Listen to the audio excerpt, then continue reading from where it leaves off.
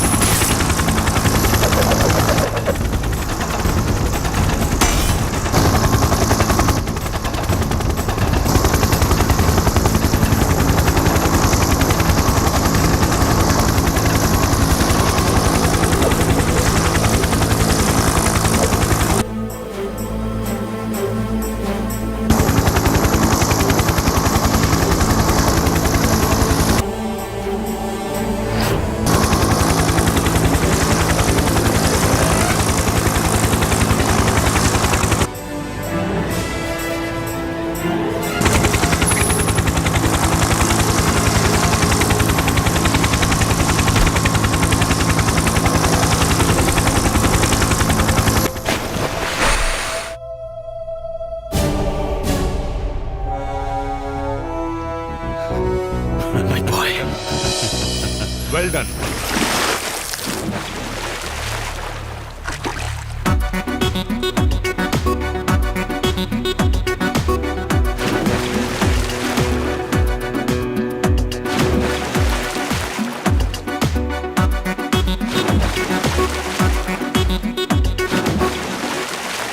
वाह भैया, गजब कइला, देश के दुश्मन के खत्म कर देला। हाँ वो तो ठीक बा, लेकिन ये आतंकवादी के का कइल जा? अरे भैया, ये आतंकवादी थोड़ी बा। और देखो, आर्मी लाश लेके जाता आतंकवादी के, साला शेरे हिंदुस्तान से टक्कर ले आयल रहे। भैया, ये आतंकवादी थोड़ी है, ये तो बुझाती है कोनो जल पड़ी है। का बात करता रे? नीचे रखा, नीचे देखो तो कौन बिया। गंगा मैया तारा के गिफ्ट दिलिया, गिफ्ट। नीचे सुतावा। भैया, ये तो दूध लेखा उच्चर लौकतिया हो। कौन मॉडल के जल पड़ी है?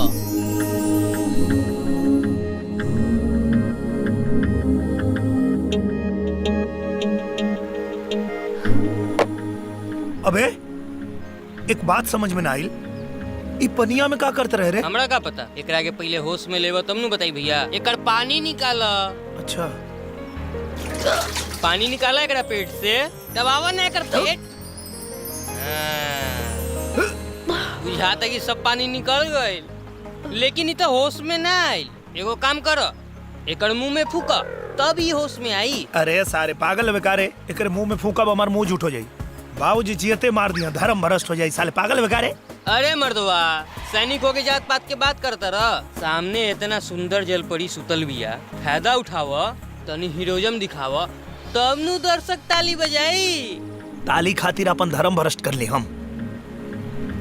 हटा तू, हम अपन धर्म भ्रष्ट कर ले तनी। इतना सुंदर लड़की के अरे खातिर रुक, साला पागल।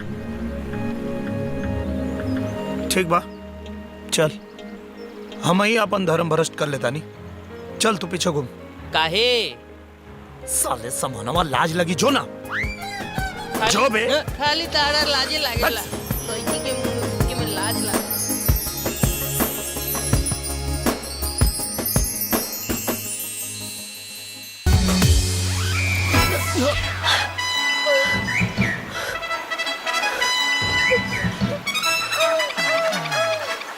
हाय देखा, लड़की होश में आ गई और ये हमार भैया बेहोश हो गईले। ओ भैया, ओ भैया उठा ना, लड़की होश में आ गई।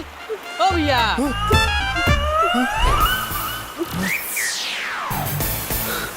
जे पूछे के बारे पूछ ला, ये होश में आ गई। तू पूछ ना, हमारा लाज लगा। यही देखो, चुमा चाटी करे में लाज ना लागल है, और एड्रेस पूछे में लाज लागता। अपने के नाम का बा?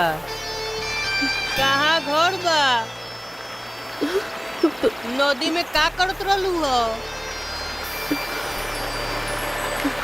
तू पूछो, तोरा के बता दी। का नाम है तुम्हार? अरे भैया अभी तक ले तारा समझ में ना आई। ई बहिर हिया, गुंगा बिया। मेरो नाम पद्मा हो। हाँ? ई तो बोलत दिया भैया। बोलत तभी आ, लेकिन कौन भाषा बोलती है? अरे भैया देश विदेश तू घूमेला और तारा आइडिया नहीं के ई कौन भाषा बोलतिया। ऐसन कर एकरा के पुलिस के हवाले कर द। पागल हो गइल बाड़े, जवान लड़की के पुलिस के हवाले करबे?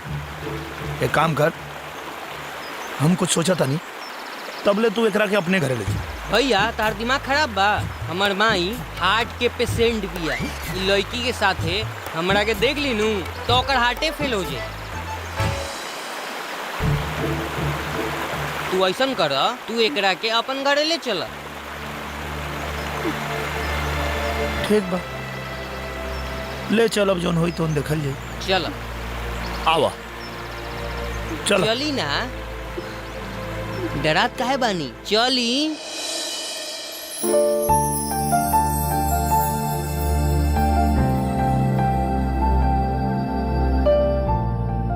का नाम बा?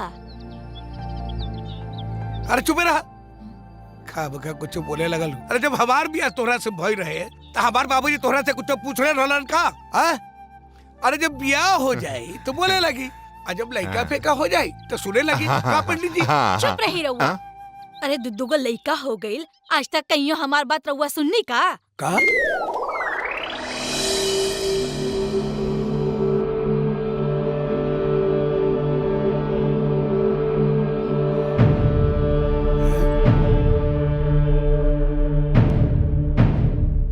ये तू का केला अर्जुन? हमरा से बगैर पूछे तू ब्याह कर लेला, हमरा सपना के चकनाचूर कर देला तू। अरे तोरे खातिर हम कितना सुंदर लड़की देख के रख ले हैं। आए बाबूजी, हम क्या अभी ब्याह नहीं के करके? पंडित जी जाइए लोग के लेके यहाँ से। अर्जुन बेटा हमार बात एक बार कहनी ना, हम के नहीं के ब्याह करेंगे। जाइए लोग के लेके। पंडित जी अपन फोटो वोटो लेके जाए। चला लोग भाई। हाँ हे भगवान।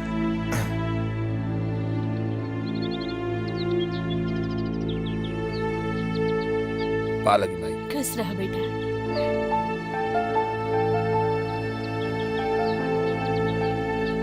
ये कौन लड़की है?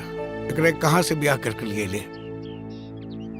ई कोनो बेसहारा लेके भी बाबूजी, एकरा के नदी में से छान के ले आवता नहीं। ये अपन अता पता भी नहीं के बता पाओ। तो बेटा ये घर है, कोना धर्मशाला नहीं के लू? अरे कौन बता गुंगा बहिर के उठा के ओकरा के घर में ले आई बा? जा एकरा के पुलिस के हवाले कर दा। चुप रही रहुआ, सठिया गइल बानी का? अरे जवान जुआन लड़की के पुलिस के हवाले कइल जाला का? अगर हमार बेटा के लेके आइल बा तो कुछ सोचे समझ के न लेके आइल बा। ये यही घर में रही, समझनी रहुआ? हाँ हाँ ठीक बा, तो रखा तू। जेकर जात धर्म के कौनो आता पता लेके। अरे छोड़ दो, पानी भी नहीं पी सकत। रे गंगुआ, केहू हमारा हाथ से खाना वाना ना बनाई, हम मट पे ही रहब। जाई जाई जाई रही मठे पर। ए बेटा, तोहार नाम का बा? चाची एकर सारा चैनल फेल बा। एक के गो चैनल पकड़ता, वो हमनी के समझ में नहीं आवत। माई इनकर नाम स्वीटी है, बाकी कौन भाषा बोला तारी हमनी के समझ में नहीं आवत। भैया रउआ चिंता ना करी, हम इनकरा सब कुछ सिखा देब। चला, भूख लागल होगी, खाना खाला। चला। हाँ बेटा चला। चल चली चाची। कहीं चोट उट तो ना नु लागल है?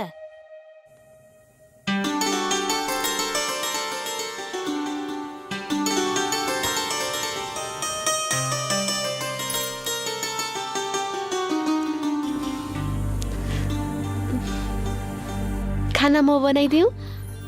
का कहलू हा? अच्छा खाना तू बनाईबू? अच्छा ला पहले भोजपुरी में बोला, खाना हम बनाई। बोला खाना हम खाना खाना हम बनाई। बोला बनाएम। हाँ। अगर ऐसा ही भोजपुरी बोलबू तो जल्दी भोजपुरी सीख जाबू। चला बनावा। जल्दी खाना लेके आवा, भूख लागल बा।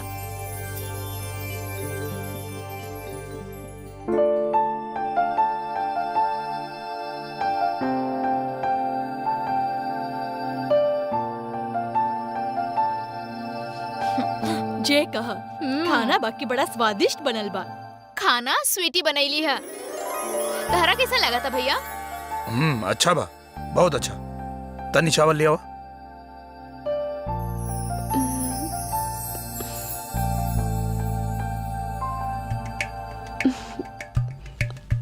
भात खाइरहेछन्, चामल माग्छन्। होइन, भात खाएपछि चामल खान्छन् कि क्या? के गरौँ? अरे जल्दी ले आवा।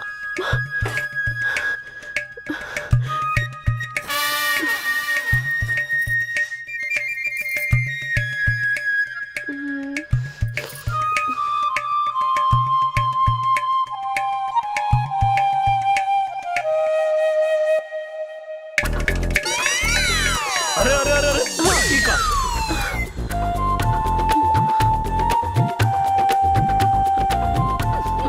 हाम्रो नेपालमा यसलाई चामल भन्छ। चावल?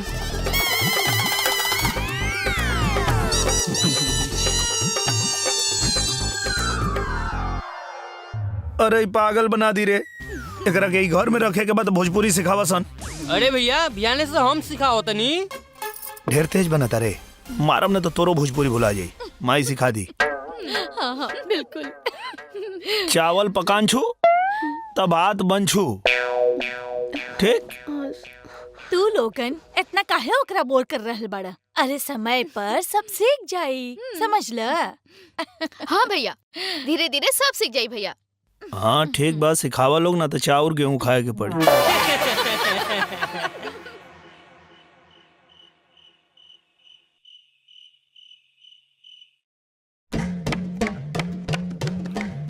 कुछ खाए के छोड़ ले, बाकी सब खा गए सब। इतना जोर से भूख लगल बा, हे भगवान। अरे बात हे भगवान, हे भगवान।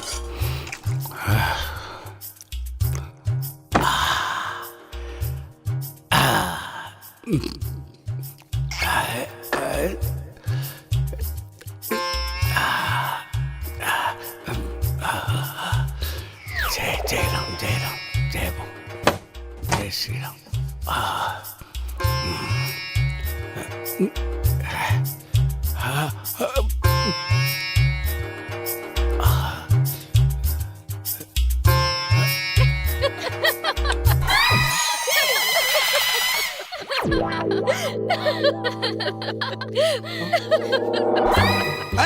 एमे हंसे के कौन बात बा? अरे तू लोग दूध दूध छिपा ठूस ले लोग। पति चाहे भूखे मरे चाहे प्यासे मर जाए। अरे ते के कहले रहे रहुआ के झंझना के उमट पर जाए खातिर? हाँ? चुप रहा। पहले मेरी घर में इतना टेस्टी खाना बनल बा, खाए ना हमरा के।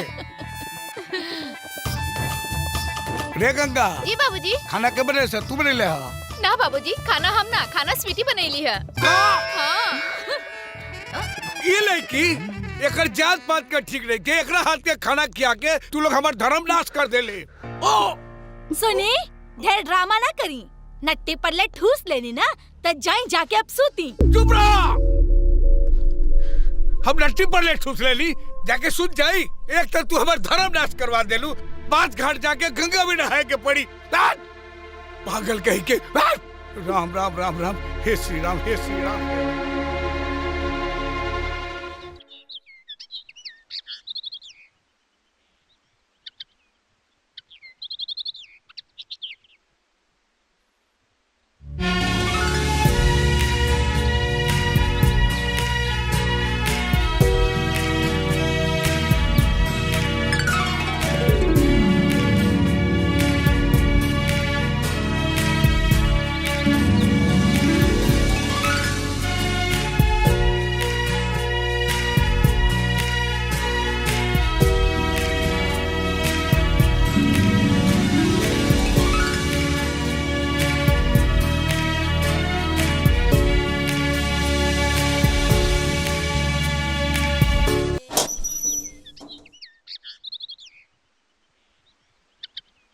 आखिर ये अर्जुनवा बलाए के उठा के ले आई।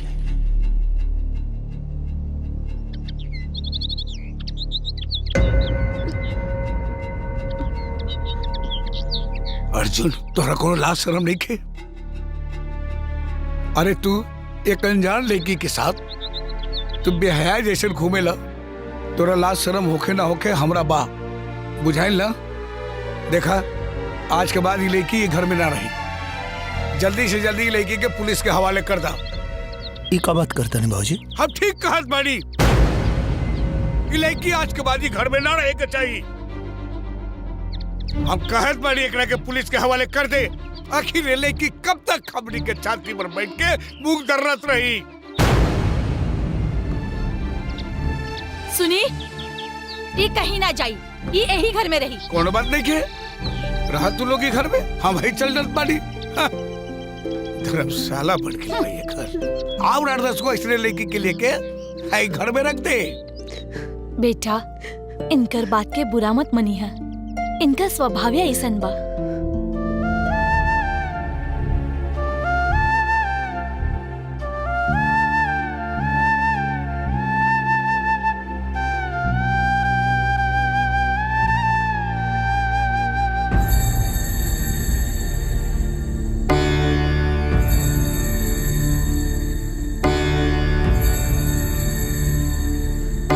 लड़की आज के बाद घर में ना रहे के चाहिए।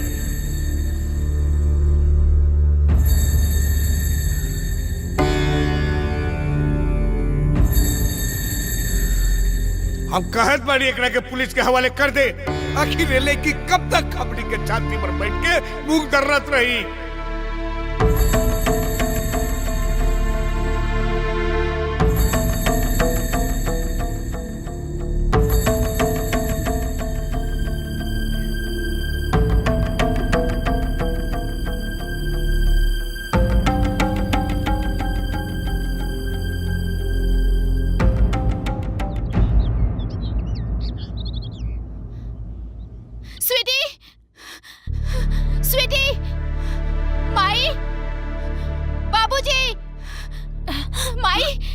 बेटी काहे चिल्लात बाड़ू सुबह सुबह?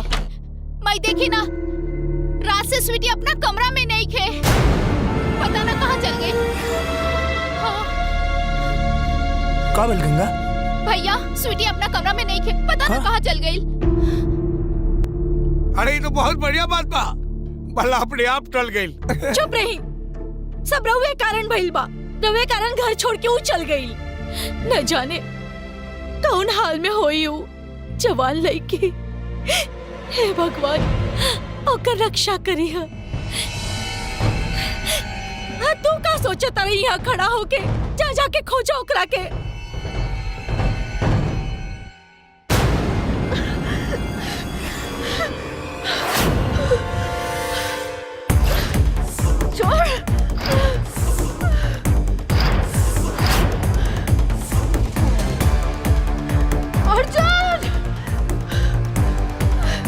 चल उठा के एकरा।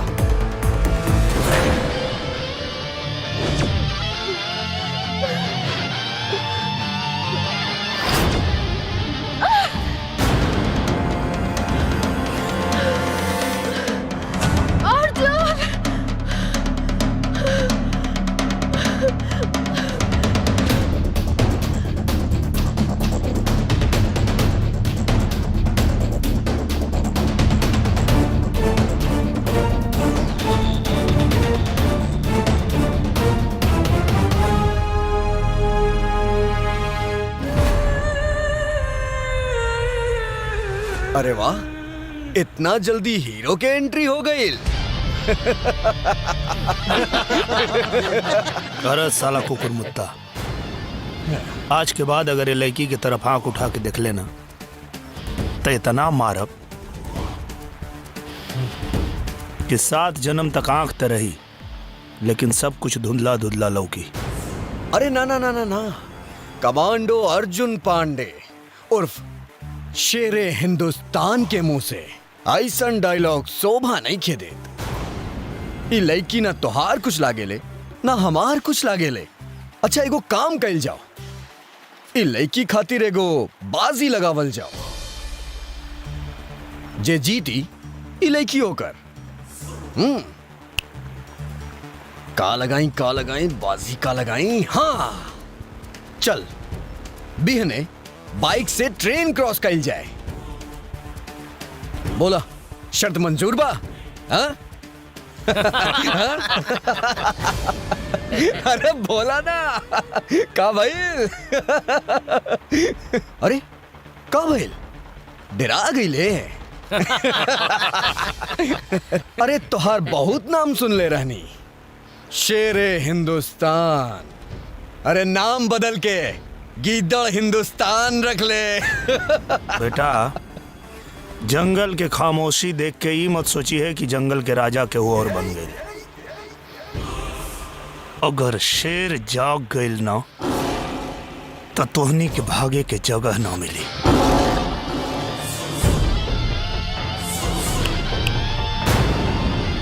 जियल तो हम तोर हराम कर दे। अब देख हम तोरा साथे का करतानी। रे साला, पहले तू हमरा से लड़के दिखाओ, ओकरा बाद तू शेर से लड़े की कोशिश करिए। बेचन एकनी के मुंह लगला की जरूरत नहीं है। ना भैया ना, बोला तय करे या कबर बना दी। ना बेचन,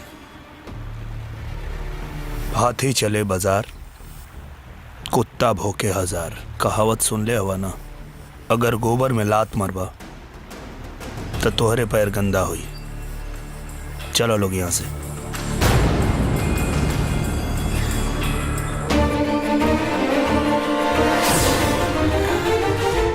केकर पैर गंदा होखी ई हम बतावतानी।